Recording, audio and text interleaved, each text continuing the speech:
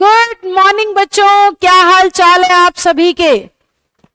BBC, लता ठाकुर, अंजलि देवी, प्रियांशु, निशा, पूनम, पूजा, पंचाल, सभी को good morning. हमारा या तो रहता है इंपेरेटिव या हमारा रहता है ऑब्जेक्ट केसेस।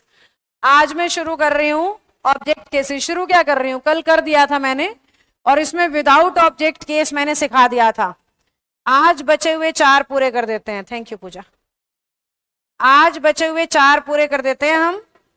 यानी कि एक तो आज हम डिस्कस करेंगे टू ऑब्जेक्ट केस, एक हम आज डिस्कस करेंगे adjective as object case, prepositional object case और ऑब्जेक्ट कॉम्प्लीमेंट केस। किसी को नहीं समझ आया तो थोड़ा मार्कर चेंज करके मैं बता दूं। टारगेट 1, 2, 3, 4, एक एक करके चारों समझाती हूं, फिर हमारे ऑब्जेक्ट केसेस जो हैं वो कंप्लीट हो जाएंगे। यानी सिर्फ इंपेरेटिव और प्रोवर्ब रह जाएंगी टॉपिक में। तो कल का दिन और मैक्सिमम लगा लो, हमारा लग जाएगा, वॉइस हमारा कंप्लीट हो जाएगा। फिर ऑप्शन स्टाइल प्रैक्टिस हम लोग शुरू करेंगे। समझ गए?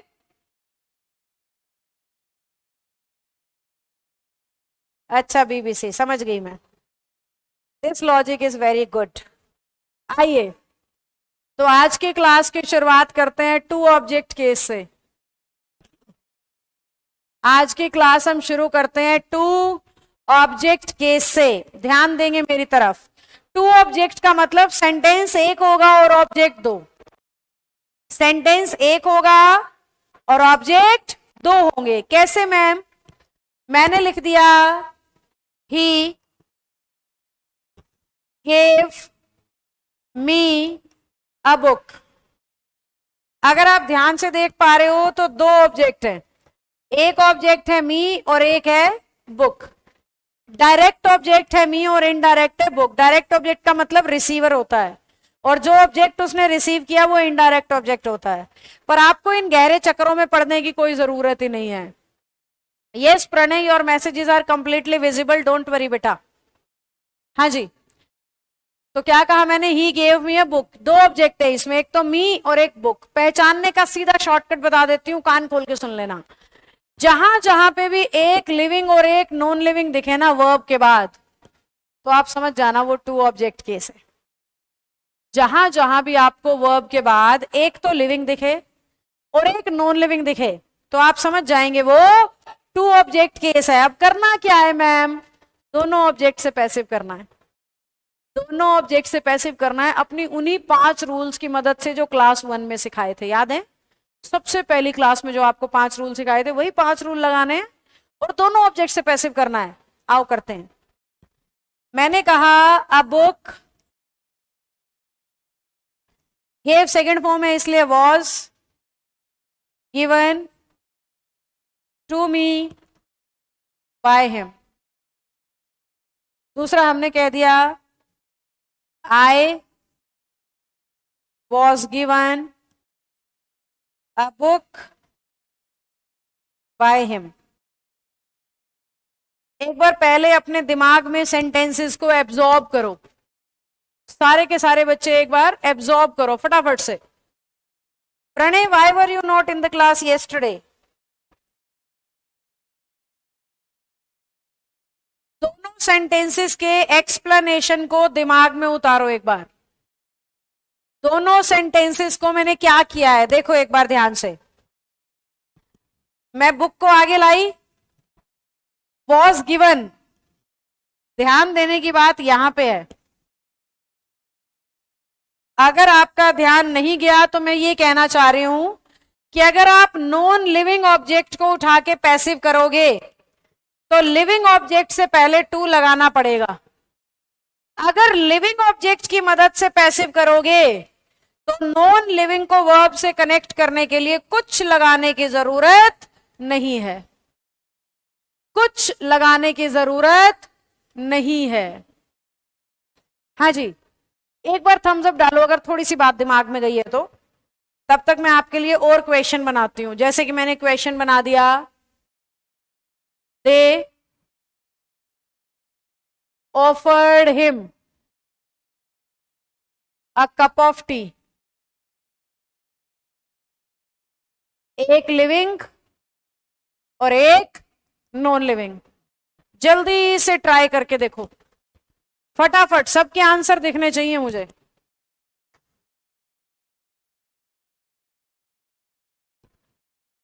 सबके आंसर्स दिखने चाहिए, फटाफट ट्राई करो। गुड प्रिया राणा। अब ध्यान से देखना, अंजलि मैंने आपका मैसेज पढ़ लिया था बेटा,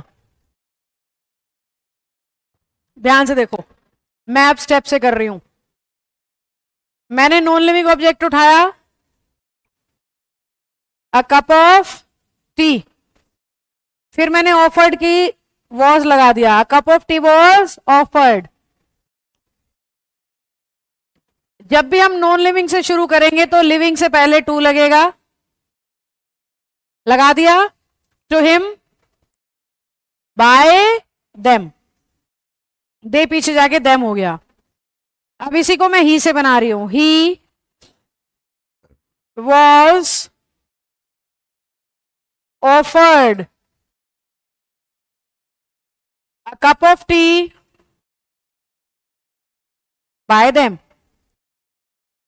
he was offered a cup of tea by them। समझ में आया हमें? एक बार सारे बच्चे थम्स अप डालो दोबारा। कुछ और क्वेश्चन कराती हूँ, ये इंपॉर्टेंट टाइप है बेटा, आती रहती है पेपर में, स्टेट एग्जाम्स में भी आती है और सेंटर के एग्जाम्स में भी आती है। एक क्वेश्चन और लिख रही हूं, Radha has given Rohan some books। ये लो, देखो वॉइस का टॉपिक प्रैक्टिस से भरपूर होना चाहिए। जितने ज्यादा क्वेश्चन सॉल्व करोगे उतना बढ़िया समझ में आएगा। फटाफट से सब आंसर बताएं, दोनों से बनाएं, सम बुक से भी और रोहन से भी, जल्दी से।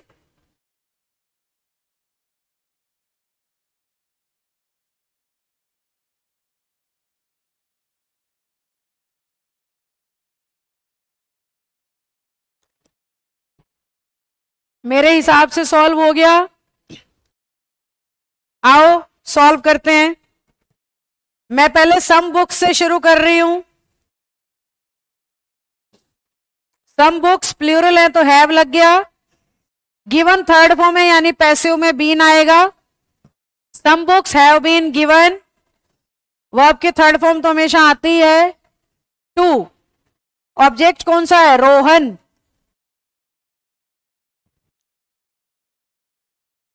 क्लास तो चल रही है पर पैनल बंद हो गया। आओ बच्चों नया सेंटेंस बनाते हैं। Neha has given Pinku a candy. हमने टू ऑब्जेक्ट केस बनाना था, मुझे पहले वाला सेंटेंस याद नहीं है तो मैंने लगभग सेम फॉर्मेट लिखने की कोशिश करी है, फिर भी अब मैं पैसिव बना रही हूं। A candy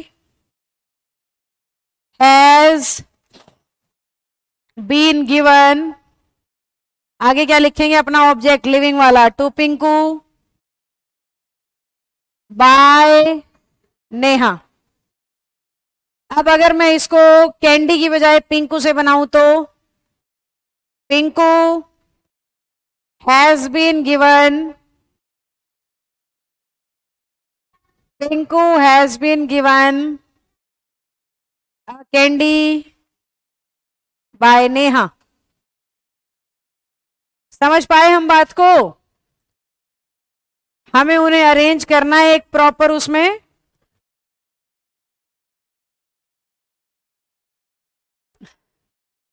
yes Nirmala, simple simple रहना मुझे पसंद है। आपको ये जान के बड़ा संदेह भी हो सकता है, I had never gone to parlour in my life till now. आज तक, नॉट इवन वंस, एक भी बार नहीं, और मुझे जरूरत भी महसूस नहीं हुई आज तक कि मुझे जाना चाहिए या मेरी कोई चीज छूट रही है या मैं कोई चीज मिस कर रही हूं। आज तक मुझे ऐसा महसूस नहीं हुआ है। बल्कि कोई बहुत ज्यादा ओवरडोज ऑफ मेकअप करता है तो मैं उसको ये सलाह भी दे रही होती हूँ, देखो ये जो हम बॉलीवुड एक्टर्स और स्टार्स से सीख रहे हैं ना, उनका प्रोफेशन है, they are doing it due to their business. हमें डेली और रियल लाइफ में ये सब करने की जरूरत नहीं है। हमें डेली और रियल लाइफ में अपने खुद पे इन्वेस्ट करने की जरूरत है, हमारे शरीर में, हमारे दिमाग में इन्वेस्टमेंट की जरूरत है, जिससे हमें लाइफ लॉन्ग बेनिफिट्स मिलेंगे, ग्रोथ मिलेगी। हमें करना तो चाहिए ये, पर हम उनसे चार मोर अट्रैक्शन फील करके उनकी तरह दिखने और बनने के चक्कर में अपना आधा समय इन चीजों में गवा देते हैं, और ये हमारे किसी काम नहीं आने। भाई या तो आपने बनना हो स्टार, मूवी स्टार, तो ठीक है भाई शुरू करो, कोई दिक्कत नहीं है, लेकिन उस डायरेक्शन में जाना नहीं है तो वाई टू वेस्ट टाइम। हम भगवान की क्रिएशन पे क्वेश्चन मार्क लगा रहे हैं, भाई आपने अच्छा नहीं बनाया, मैं तो धरती पे जाके अपने आप को और सुंदर बनाऊंगा। मेरा मानना ये है, जैसा बना दिया बढ़िया बना दिया, क्या जरूरत है, समझे? चलिए जी, बिल्कुल। सुनीता ठाकुर ने तो कैंडी लिखने की बजाय कैंडी की फोटो भेजी है। कैंडी लिखने की बजाय मतलब उसमें इमोजीज में से ढूंढ के कैंडी के लिए भेज दिया है। चलो मेरे को एक बारी बैकग्राउंड ग्रीन ही करना है। अपना वाला ग्रीन कौन सा है? ये, अरे इसी पे चेंज हो गया। पहले अगली स्लाइड ले आती हूँ, अब चेंज कर लेते हैं, नहीं तो वो सारा दोबारा लिखना पड़ता। चलो अब मुझे बताओ, टू ऑब्जेक्ट केस समझ में आ गया तो मैं आगे बढ़ूं। हम बहुत सारी प्रैक्टिस करेंगे, डोंट वरी। अगला केस ले लेते हैं हम, पहली स्लाइड आ जाएगी, आ गई। Two object done, without object done, adjective as object. अगला केस हम ले रहे हैं एडजेक्टिव एज ऑब्जेक्ट केस, यानी ऑब्जेक्ट की जगह पे कौन आ जाएगा? एडजेक्टिव। एडजेक्टिव क्या होता है? जो किसी के बारे में कुछ खास बताए, जो किसी की कोई विशेषता बताए, उसे इंग्लिश में कहते हैं एडजेक्टिव्स, हिंदी में कहते हो विशेषण। जो संज्ञा या सर्वनाम की विशेषता बता रहा हो, that particular thing is known as विशेषण, एडजेक्टिव। तो हमारा एडजेक्टिव ऑब्जेक्ट की जगह दिखेगा कैसे? ये एक ऐसा सेंटेंस है जो आपको ज्यादातर किताबों में मिलेगा, या फिर ये एक ऐसा सेंटेंस है जो बुक्स के साथ साथ पेपर में भी आया हुआ है। ये देखो, दोनों को ही एंडिंग मैंने स्वीट शब्द से दी है, और जो स्वीट शब्द है ना वो इंग्लिश में है एडजेक्टिव। और हमें साफ साफ दिख रहा है कि सेंटेंस में ऑब्जेक्ट तो है नहीं, ऑब्जेक्ट की जगह पे ही एडजेक्टिव लिख दिया है। तो अब हमें क्या करना है? हमें पैसिव तो करना ही है, तो एक प्रॉपर स्ट्रक्चर फॉलो होता है। वो स्ट्रक्चर मैं यहां लिख रही हूं, फिर हम इन दोनों क्वेश्चंस को सॉल्व करेंगे। एक मैं करूंगी, एक आप करोगे। स्ट्रक्चर क्या है? जो सब्जेक्ट है उसको रखो सेम टू सेम, सब्जेक्ट के बाद लगाओ अपनी हेल्पिंग वर्ब, हेल्पिंग वर्ब के साथ जोड़ दो मेन वर्ब की थर्ड फॉर्म, MV3 ऐसे लिख देती हूं, थोड़ी और क्लैरिटी आएगी। सब्जेक्ट लिखा सेम टू सेम, यानी एक्टिव का ही सब्जेक्ट आ जाएगा, यूं का यूं, उलट पलट नहीं करना, ऑब्जेक्ट है ही नहीं, पलटें कैसे? तो subject, helping verb, main verb की थर्ड फॉर्म। अपनी ओर से जोड़ोगे व्हेन, अपनी ओर से जोड़ना है इट इज, और अपनी ओर से थोड़ा सा गड़बड़ हो गया, यहां पे एडजेक्टिव बिठाना पड़ेगा, क्योंकि थर्ड फॉर्म से ये सेंटेंस खत्म करना होता है हमें। तो स्ट्रक्चर क्या तैयार हुआ? सब्जेक्ट के बाद हेल्पिंग वर्ब के बाद एडजेक्टिव उठा के रख दो जो एक्टिव का है। अपनी ओर से व्हेन इट इज लगाया, बहुत बार इट इज को भी छोड़ देते हैं, सिर्फ व्हेन लिख देते हैं, और उसके बिल्कुल साथ जोड़ देते हैं कौन सी फॉर्म? Third form. एक मैं करके बता रही हूं, फिर एक आप करेंगे। मैंने कहा रोज, सब्जेक्ट आ गया, स्मेल्स V5 है तो इज एम आर में बदलते हैं, बेसिक 5 रूल में सिखा चुकी हूं। रोज इज, एडजेक्टिव उठा के रख दिया क्या? स्वीट, रोज इज स्वीट, यहां तक का हो गया। फिर क्या जोड़ना है? व्हेन, अपनी ओर से, क्वेश्चन में नहीं होगा, खुद लगाना है। इट इज, क्वेश्चन में नहीं होगा, खुद लगाना है। फिर जो भी मेन वर्ब हो उसकी थर्ड फॉर्म, और स्मेल की थर्ड फॉर्म होती है स्मेल्ट। सेंटेंस आपका पैसिव हो गया, rose is sweet when it is smelt. या इसी को ऐसा भी ऑप्शन में आए तो चुन सकते हो, rose is sweet when smelt. Rose is sweet when smelt. समझे? अब दूसरा आप सॉल्व करके दिखाओ फटाफट.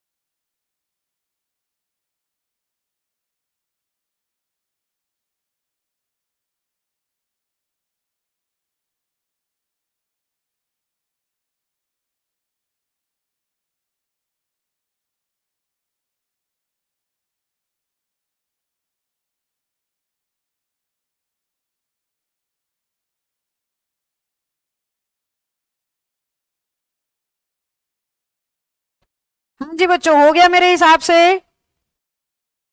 देखो, जिस जिससे नहीं हुआ, सब्जेक्ट सेम टू सेम. पहले से ही हमें हेल्पिंग वर्ब मिल रही है इज. हमें उसके बाद एडजेक्टिव लिखना है. यहां तक तो सबसे हो गया होगा. आगे दिक्कत आई होगी. व्हेन अपनी ओर से, इट इज अपनी ओर से. अब पंगा ये हो गया कि सेंटेंस में मेन वर्ब तो है ही नहीं मैम, क्या करें? तो अपनी ओर से जोड़ दो टेस्टेड. चीनी मीठी है कैसे पता लगेगा? खाने से.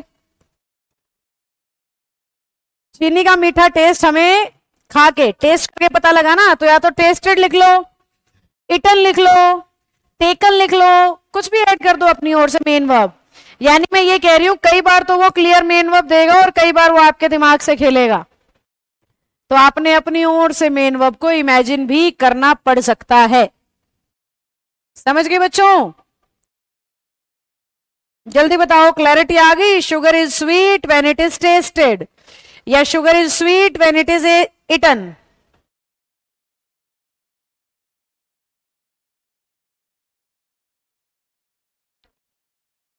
डालो थम्स अप अगर बन गई हो बात तो.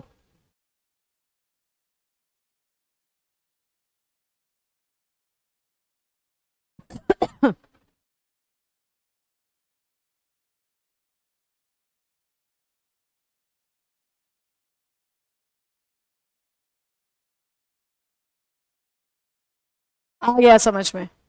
चलिए, अब हम अपना अगला केस ले लेते हैं.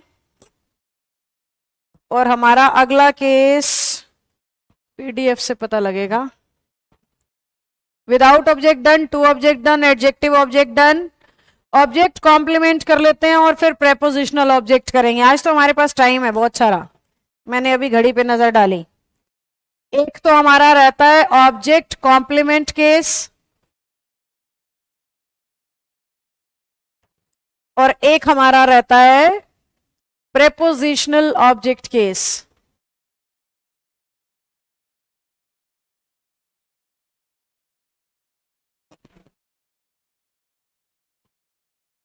चलो सॉल्व करते हैं. पहले कर रहे हैं ऑब्जेक्ट कॉम्प्लीमेंट केस. अब कॉम्प्लीमेंट का मतलब क्या होता है? कॉम्प्लीमेंट का मतलब होता है जब हमने किसी के बारे में कुछ कहा. जैसे मैंने आपके बारे में कुछ कहा तो आपके कॉम्प्लीमेंट्स, आपने मेरे बारे में कहा तो मेरे कॉम्प्लीमेंट्स. ऐसे ही जो ऑब्जेक्ट के बारे में कहा जा रहा है वो ऑब्जेक्ट का कॉम्प्लीमेंट होता है. अगर आप टीचिंग एग्जाम की तैयारी कर रहे हो तो बहुत बार कॉम्प्लीमेंट पहचानना भी आता है आपके पेपर में कि कॉम्प्लीमेंट को आइडेंटिफाई करो कि ऑब्जेक्ट कॉम्प्लीमेंट है या नहीं है. तो कॉम्प्लीमेंट का पता कैसे लगता है भाई? कॉम्प्लीमेंट का पता लगता है जो ऑब्जेक्ट के बारे में बताता हुआ दिखे ना शब्द, वो ऑब्जेक्ट का कॉम्प्लीमेंट होता है. कैसे? सपोज मैंने कहा ही अपॉइंटेड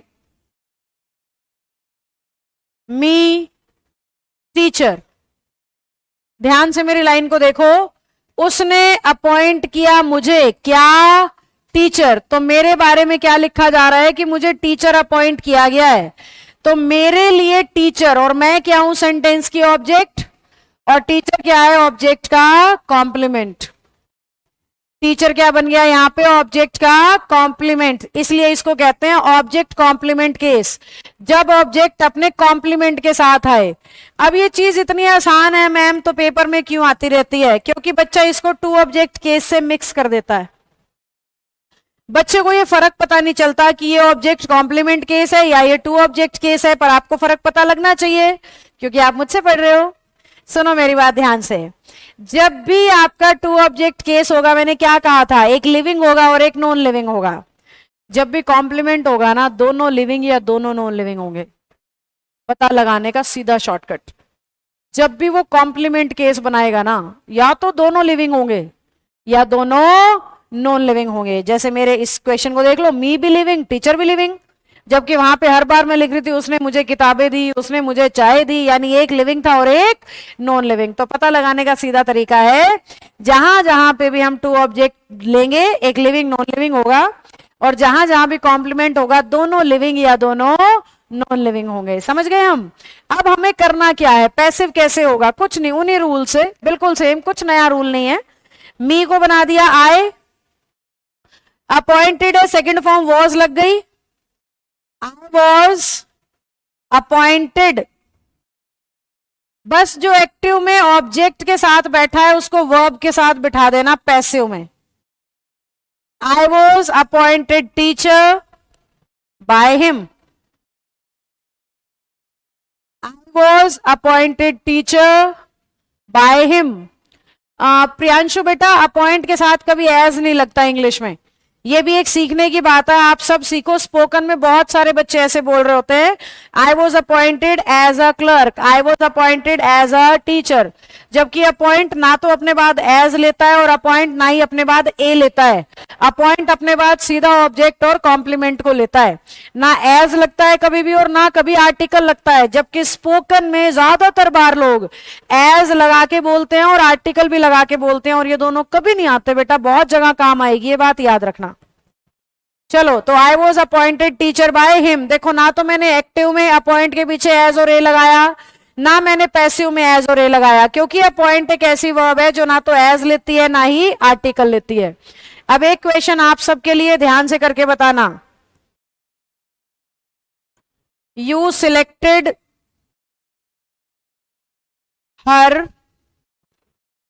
क्या बनाए भाई उसको, डांसर बना देते हैं लोग। अब सबको टीचर बनाएंगे तो कैसे बात बनेगी, एक आधा मनोरंजन वाला भी होना चाहिए। यू सिलेक्टेड हर डांसर, मतलब आपने उसे डांसर के लिए, या आपने उसे डांसर बनाया या डांसर चुना, आपने उसे डांसर चुना। फटाफट सॉल्व करो।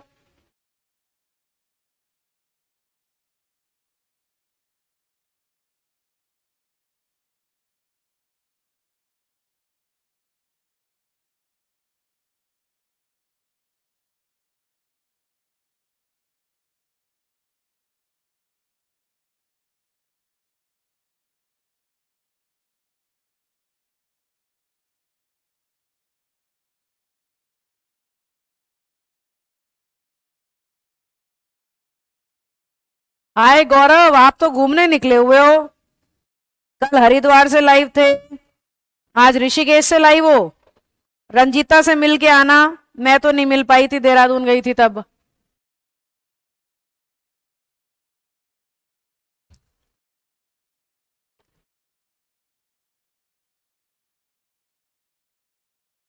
कैसा चल रहा है गौरव फिर आपका टूर?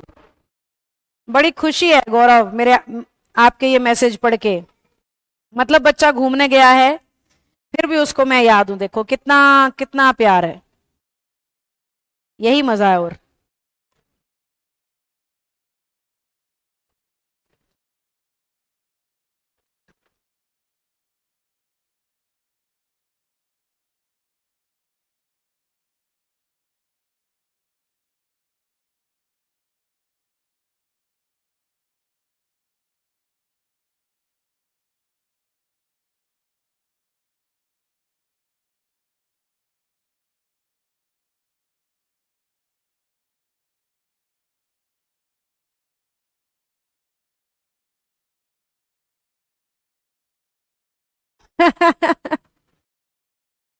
रंजीता भी लाइव है बेटा इसी चैट बॉक्स में। अभी रंजीता ने भी मुझे लिखा था हेलो आए, तो रंजीता ने सुन ही लिया होगा कि खाना बना लेना। यही तो कह रही थी रंजीता 2-3 दिन मुझे पहले कि छुट्टियां चल रही हैं मैम, कोई ना कोई गेस्ट आया रहता है, उनकी सेवा पानी में लगी रहती हूँ, पढ़ाई नहीं हो पा रही है। तो रंजीता बेचारी सोचती होगी क्या नेहा मैम आपने भी भेज दिया गौरव को, मैं पहले ही बड़ी बिजी थी।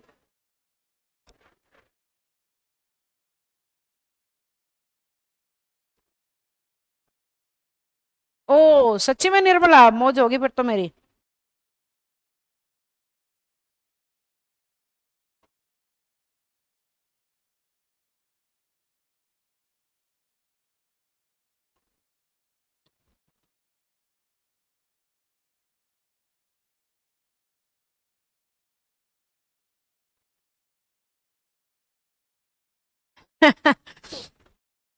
सुनीता जी आप कमाल हो। अब की बार सुनीता ने डांसर लिखने की बजाय डांसर की वो भेजी है ऐसे ऐसे।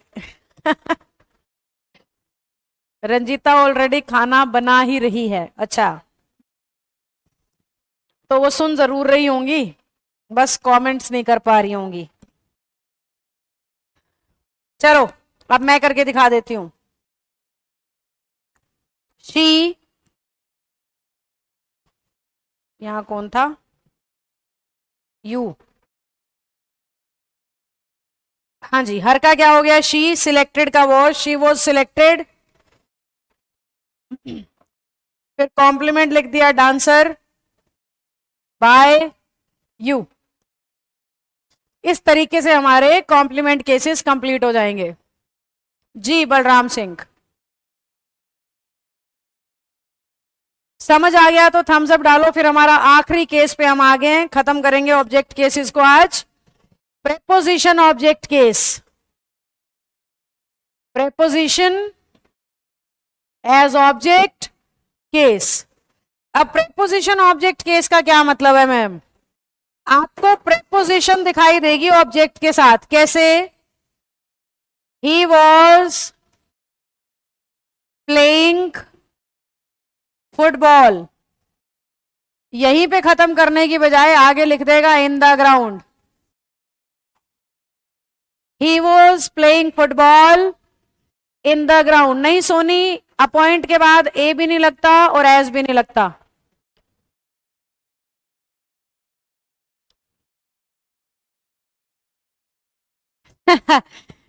गौरव पढ़ लो रंजीता का रिप्लाई बेटा। He was playing football in the ground. अब हमें ऑब्जेक्ट दिख रहा है फुटबॉल, पर पीछे प्रेपोजिशन से जोड़ के एक और ऑब्जेक्ट आ गया। अब हमारे बच्चे गलती क्या करते हैं, ग्राउंड से पैसिव बनाने लग जाते हैं, सिर्फ इसलिए ये केस पढ़ाना पड़ता है। ग्राउंड को उठा के पैसिव करना शुरू कर देंगे। तो ध्यान से सुनो, कभी भी प्रेपोजिशन से जुड़ा हुआ चीज पैसिव का सब्जेक्ट नहीं बनेगा। वो नाउन हो, वो प्रोनाउन हो, वो कुछ भी हो, आपको बिल्कुल भी उसे पैसिव का सब्जेक्ट नहीं बनाना है। जहां पे भी प्रेपोजिशन आ जाएगी आपने उसको उससे पहले वाले को पैसिव करना है, इसके आगे का आपको दिखना ही नहीं चाहिए, यूं का यूं पैसिव में उतार दोगे। देखो कैसे, फुटबॉल वॉज बीइंग, प्ले की third form played by him, पूरा पैसिव हो गया। अब ऊपर से उतार दो in the ground, in the ground. समझ पा रहे हो बच्चों? तो हमें बस पहचान ये करनी है कि at, in, on, by, with इन ऐसा कुछ दिखे तो उससे पहले पहले का ही पैसिव कर देना है, वो तो सेम टू सेम जुड़ जाएगा एट द एंड।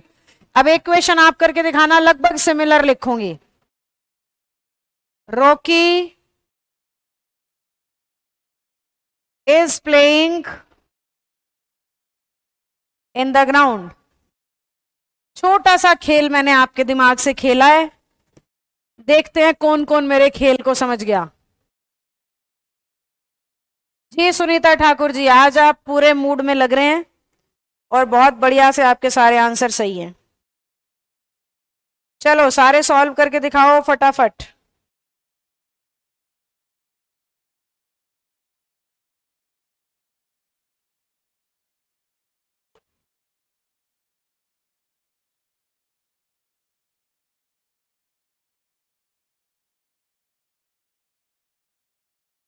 जल्दी जल्दी बताइए।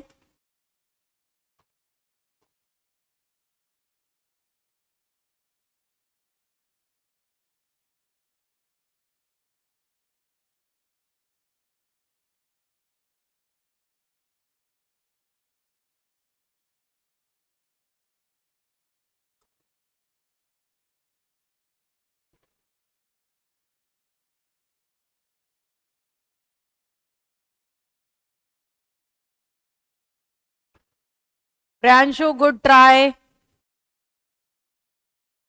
किसी का भी आंसर नहीं आ रहा, देख लो।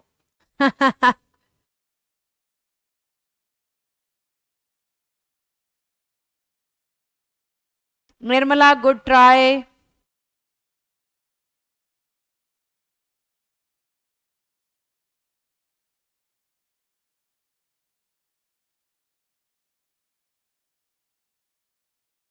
अंजलि फर्स्ट एंड लास्ट कैसे बेटा? ड्यू टू एज लिमिट या उसके बाद आप देंगे नहीं?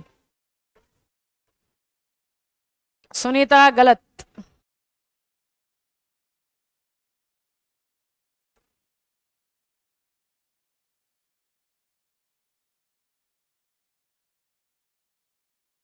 अंजलि नरेशन भी पक्का ही आता है बेटा पेपर में, वॉइस और नरेशन भी पक्का आते हैं। मैं ये नहीं कह रही प्रीपोजिशन आर्टिकल कंजंक्शन नहीं आते, ये भी आते हैं। वॉइस नरेशन पक्का आते हैं।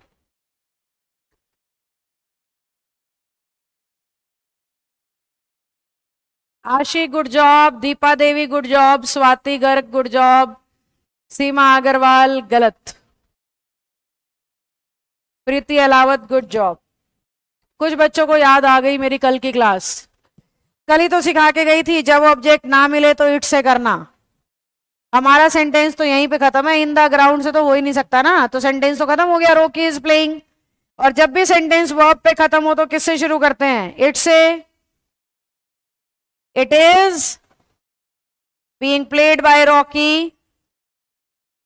बस मैं इतना सा ही देख रही थी कि पिछले रूल याद भी हो रहे हैं या नहीं। तो कुछ बच्चों को बिल्कुल नहीं हो रहे हैं, यानी उन्हें खूब सारी प्रैक्टिस की जरूरत है। इस तरीके से सॉल्व हो गया। ओके अंजलि बेटा।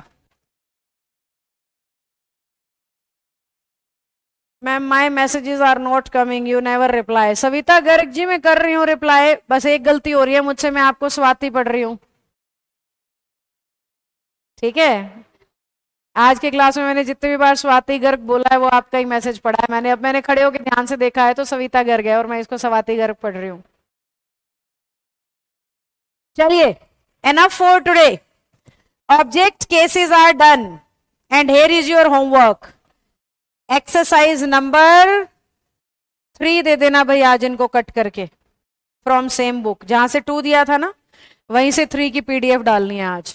ठीक है, एक्सरसाइज नंबर 3 आएगी आज आपके पास, जिसमें हर टाइप के क्वेश्चन होंगे जो मैंने अब तक आपको पढ़ा दिए हैं। कुछ इंपेरेटिव भी होंगे, वो आपसे नहीं होंगे, पहले ही बता रही हूं। लेकिन पहले 50 ट्राई करना, वो लगभग उसमें से है जो मैंने आपको पढ़ाया है। ओके बच्चों,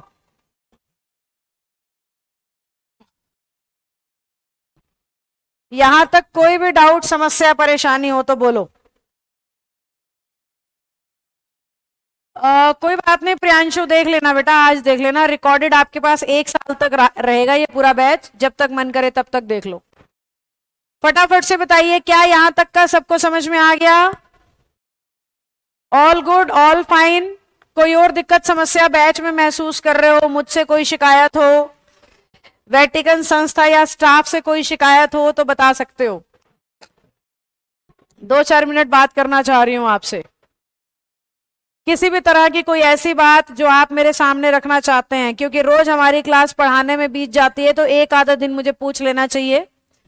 कोई ऐसी बात जो आपको खटक रही हो दिल में दिमाग में और मैं उसको सुलझा सकती हूं तो जरूर बताइए।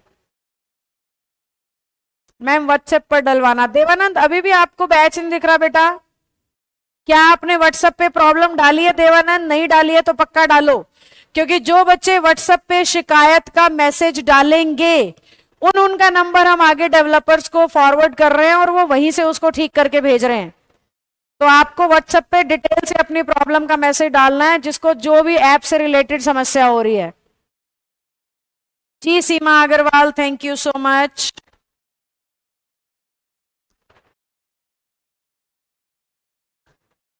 कोई दिक्कत नहीं है, सब मौज में लिख रहे हो, सब मौज में, आपसे कोई शिकायत नहीं है, उल्टा आप हमें नॉलेज दे रहे हैं। ये सीमा, टीचर तो टीच ही कर सकता है। Ma'am this batch is enough for CET means 110%, not 100%, 110%। नहीं प्रीति, नहीं मिलेगी। मैं आपको प्रॉवर्ब की पीडीएफ डलवा देती हूँ, आप प्रिंट निकलवा लेना। सुनीता जी आज तक नहीं किया है मैंने, और मुझे आता भी नहीं है। सुनीता मुझे कह रही है एक दिन आप मेकअप करके आना, और मुझे आता भी नहीं है frankly speaking, and I am not interested to. HSSC English book में ये रूल नहीं है मैम। हाँ अंजलि आई नो, क्योंकि वो सिर्फ हरियाणा वाले बच्चे के लिए है। मैं स्पेसिफिक बनाती हूँ ना किताब, तो वो स्पेसिफिक ही होती है, सिर्फ बोलने के लिए नहीं कह रही मैं वो एचएसएससी के लिए है, वो वाक्य में सिर्फ एचएसएससी के बच्चे के लिए है। उसमें मैंने सिर्फ उतना ही डाला है जो हरियाणा में आता है। आपके बैच में मैं सब पढ़ा रही हूँ, जो ऑल ओवर इंडिया किसी भी पेपर में आता है वो सब पढ़ा रही हूँ मैं। ग्रुप डी के लिए मुझे क्या करना चाहिए? बेटा बहुत सिंपल सा पेपर आता है, जितना हो सके अपने बेसिक्स को इंप्रूव करो। सबसे बड़ी सलाह है रोज का एक पेपर पक्का सॉल्व करो, रोज का एक पेपर पक्का सॉल्व करो, अपने आप को एनालाइज करो, कहां गलतियां हो रही हैं, कहां नंबर कट रहे हैं, उन टॉपिक्स पे काम करो फिर। जी सुनीता ठाकुर जी, थैंक यू।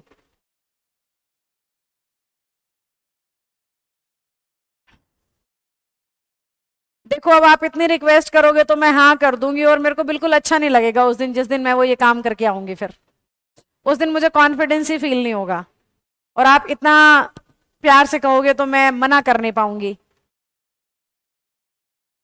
हाँ रूल बुक में भी नहीं है, yes, because that is also a basic book. All over India के एग्जाम के लिए मैं सिर्फ आपके बैच में ही पढ़ा रही हूँ। तभी तो मैं कहती हूँ जो भी बच्चा इस बैच में है उसको जीवन में कभी इंग्लिश दोबारा सीखने की जरूरत नहीं पड़ेगी।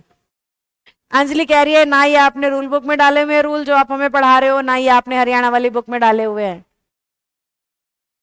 अंजलि इसीलिए नहीं डाले हुए बेटा, क्योंकि वो बुक स्पेसिफिकेशन के लिए बनाई गई हैं, और आपका बैच ऑलराउंडर बना देगा आपको इंग्लिश में। कोई भी एग्जाम आए आपको इंग्लिश आती होगी, कुछ भी छोड़ूंगी नहीं ऐसा जो किसी पेपर में आता हो और मैंने नहीं कराया।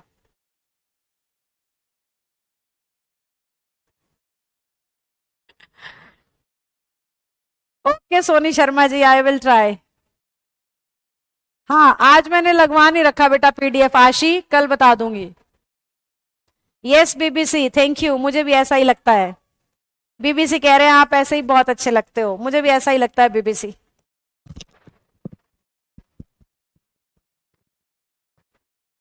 ओ थैंक यू निर्मला,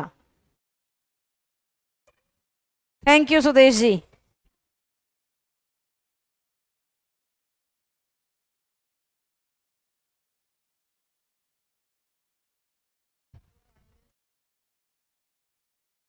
कोई